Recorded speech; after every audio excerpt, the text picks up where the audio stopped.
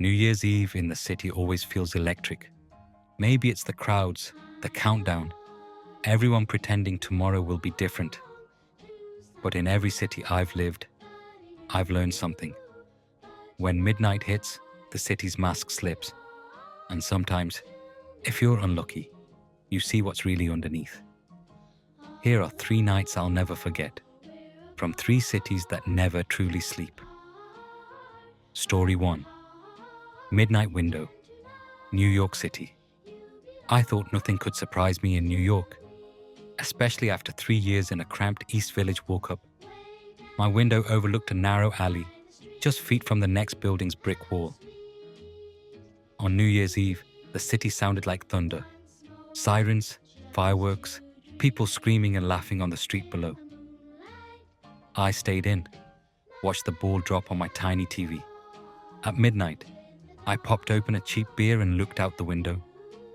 That's when I saw her. A woman in the window across the alley, staring directly at me. Pale, dark hair, vintage dress that didn't belong in this decade. At first I thought she was just another lonely partygoer, but she didn't blink, didn't move, just watched. I tried to ignore her, but every time I glanced up, she was still there. I finally raised my hand, waved awkwardly. She didn't react. Instead, she pressed her palm flat to the glass. I felt a chill, but curiosity won. I grabbed my phone and snapped a picture, just to prove to myself I wasn't imagining things. When I checked the photo, the window was empty. No woman, just peeling paint and darkness. Next morning, I asked my super if anyone lived across the alley. He shook his head. Been empty since the fire last year. Nobody's been in there since. Now, every New Year's Eve, I close my blinds before midnight. But sometimes, out of the corner of my eye, I swear I see her silhouette, waiting for me to look back. Story 2. The 13th floor, Cleveland, Ohio. Cleveland gets cold in winter. Real cold. I was working late at an office downtown, one of those old towers with flickering lights and ancient elevators. On New Year's Eve, the building emptied by 6 p.m., but I was stuck closing out the year's books. By 11, I was the only one left. I packed up and called the elevator. I pressed the button for the lobby, but instead the car lurched and stopped on 13. The thing is, our building never had a 13th floor. The button doesn't even exist.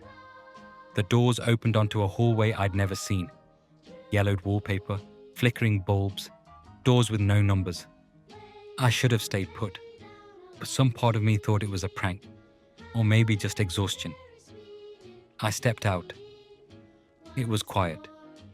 Too quiet for a city at midnight. As I walked, I heard voices behind the doors, whispering, crying. I tried every door I passed, but all were locked. When I turned to go back, the elevator was gone. Just a blank wall. Panic set in. I banged on the wall, yelled, but no sound came out. Suddenly, a door creaked open at the end of the hallway. A figure stood in the shadows, face hidden. "Happy New Year," they said. I ran. I don't remember how, but I ended up in the stairwell, my breath fogging in the freezing air. When I finally burst into the lobby, the security guard just stared at me. "Rough night?" he asked. Now, every New Year's Eve, I leave work early, and I never ever ask about the 13th floor. But sometimes I wonder what would have happened if I'd answered that voice. Story 3. The Last Ride, Los Angeles. New Year's Eve in LA is wild. Traffic, parties, everyone trying to get somewhere else. I was driving for a rideshare app that night, hoping to make rent with the surge fares. By 2 a.m., I was exhausted, but the app pinged. Last ride of the night. Pick up on a side street in Silver Lake. A woman got in, dressed in 1960s style. Big sunglasses, vintage dress, hair perfectly done. She told me to drive up into the hills. She barely spoke, just stared out the window, humming an old tune. Something about her made me uneasy, but I needed the money. When we got to the address, she turned to me. Her eyes were glassy, her voice flat. "Thank you for the ride. This is where I get off." She handed me a $20 bill, old, faded, torn at the corner. I watched her walk up a driveway overgrown with weeds. The house at the top looked abandoned. When I checked the back seat, she'd left a faint scent of perfume and something else.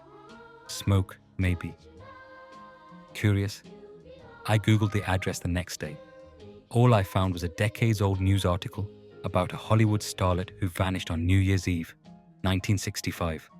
Last seen leaving a party in Silver Lake. Now, every December 31st, I turn off the app before midnight. If you ever get a ride request from a woman in vintage clothes, maybe just let it go to the next driver. Some fares are best left unclaimed. 3 cities, 3 midnights. 3 things I'll never explain. Every New Year's Eve, crowds fill the streets, searching for a new beginning, but the city remembers its ghosts. Next time you toast at midnight, take a look around.